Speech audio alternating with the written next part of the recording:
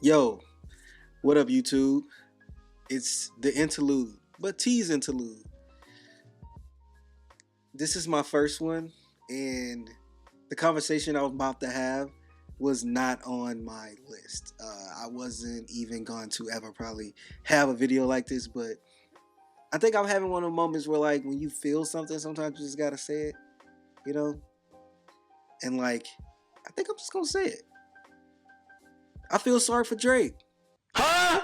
I know that sounds crazy, but I'm feeling sorry for him, man. It's like, bro got off tour, get called out by one of the biggest rappers, and all the fans was like, what you gonna say, bro? Gotta respond. Man just said he was gonna have a break. He just said it. I had to take a break. So then Drake responded with push-ups, and the rest is history. We have a lawsuit. But I'm feeling sorry for Drake. All I see is Drake hate. Drake this, Drake that, Drake not hip hop. Drake, you ain't hip hop, bro. There's no way. I think I'm just pretty much sick of Drake being in my algorithm, and I wish I can like get rid of him because the discussions around Drake, I don't think they're overall moving any boundaries because I don't think anybody can kind of remove their biases on how they feel about Drake, on how they feel about Kendrick on both sides. I don't think we'll ever come to a common ground or ever come to like a conclusion. I think it's a pointless conversation. Yes, me and my co-host, he's more of a Drake fan than I am. I have more Drake criticisms, but he also criticized Drake as well, so he's not biased. He also can, speak on like Drake as a person or Drake as an artist. So like, oh, I didn't like this musically, you know what I'm saying? And oh, he probably did this move wrong. And me, I like Drake and I like Kendrick as well. Well, we are both Kendrick fans too. But I probably lead more into the Kendrick side. Suing Kendrick, that would probably be his best way to like, I don't know, have an opportunity to win, but he can't win. I don't believe he can win this case. But I'm just thinking like he's trying to take a different direction while, going at UMG, the big record label. Because if you go at the rapper, that's even worse. But regardless of which angle he took, he's still looking bad in the public light. And I just been like, man, I don't know. I just thought this man was so well calculated from like his past beefs. I predicted this man to win the beef just because it wasn't a prediction. That's what I thought. I thought he was going to win just because he's battle tested. Kendrick's not battle tested. So I'm thinking, okay, he was calculated with some of the things he done with Meek Mill and what he did with freaking, even though he lost the Pusha T beef, Duppy Freestyle probably with me was the best track out of the tracks that was exchanged. And like, how Drake sneak disses really well. Like he sneaked in Puff, freaking Common, Joe Budden, all these other guys. And I just did not expect him to go out like this, man. It's like, it's that point when you go from laughing to just crying. Like I'm like, I feel bad for the guy. He can't win. Drake probably been through so much trauma through this beef. House getting shot up. A shooting has occurred outside the home of Canadian rapper Drake, the incident occurring in the wake of Drake's ongoing beef with fellow rapper Kendrick Lamar. Songs are not charting, not doing what they're, they usually doing. They chart below. He didn't take over the summer. He was saying, oh, wait till the summertime, and those summer tracks didn't hit. It's like nothing sticking from this dude. 2024 was probably the worst year ever for this man, coming off a freaking highest grossing tour ever, and to this most streamed artists, some in some people's eyes best hip-hop artist ever.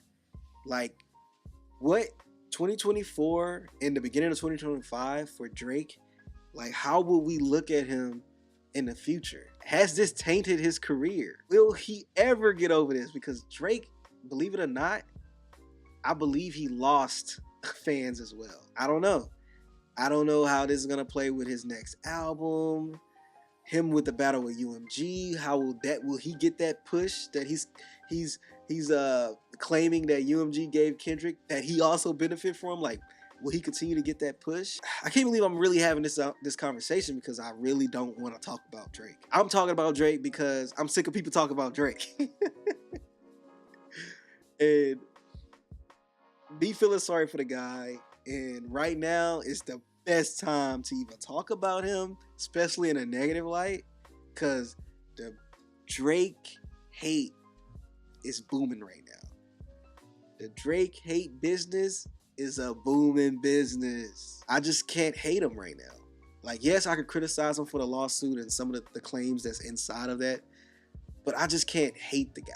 I don't want to, oh, Drake's not hip hop. He don't understand cultural nuances. Just as human beings, we thrive off hate, drama. Not saying we don't talk about none of the good things that's happening, none of the positive things. Me and my co-hosts, we try to do that best on this channel, to talk about a lot of the things that's going on that's good in hip hop, And we don't, sometimes you can't avoid talking about the beef, but we try to minimize our, discussion of Drake or Kendrick or the whole beef in general. We kind of want to stick to the music, and Drake's not putting out music besides that leak that Conductor did for him with the Fighting Irish freestyle. But we just kind of want to talk about the music more, And I go down my timeline, I go down my YouTube feed, and all I see is of hate, or it speaks of just Drake not being this, being that. And I think it's more of like, yes, it is the beginning of the year, so things are kind of slow. So mostly things leaking over from last year's going on to this conversation into 2025. It's still things out there to discuss. Where do Drake go from here? What happens after the lawsuit? What do he do? Do Drake sign with another label? Do Drake just go independent and continue his crazy run of being the number one artist, hip hop artist? And how would that look in the coming years? That's one thing I'm interested about. Like, I want to know what will happen after this. Drake, I feel sorry for you, man. Like, damn.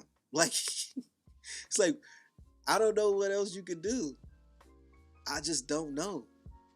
I feel like you're getting it, man. Like, bro, I don't know how your peers are gonna look at you, because I know some of the guys don't want to talk about it because they have relationships with them. But I know they feel a way about you going to the police, kind of, you're suing the label, but we know why you're suing the label. You're not suing the label because of the whole, oh yeah, I'm trying to look out for the independent artists, man. You had a point, people was trying to run with that narrative, but we know, man, it was a more selfish, it was more of a selfish game. And now that didn't go anywhere with the claims of the botting and stuff, you're taking a different route. And that just looks ugly, and I just don't know what to do. I don't have so much of dislike in my heart anymore. That all I have is sadness for this guy. Hey, I understand people be like, how you can be sad for Drake? If you watch this video, go in the comments. You can clown me all you want. It's just weird, man. I don't know. That's the only emotion I have right now. I can't even laugh no more at it.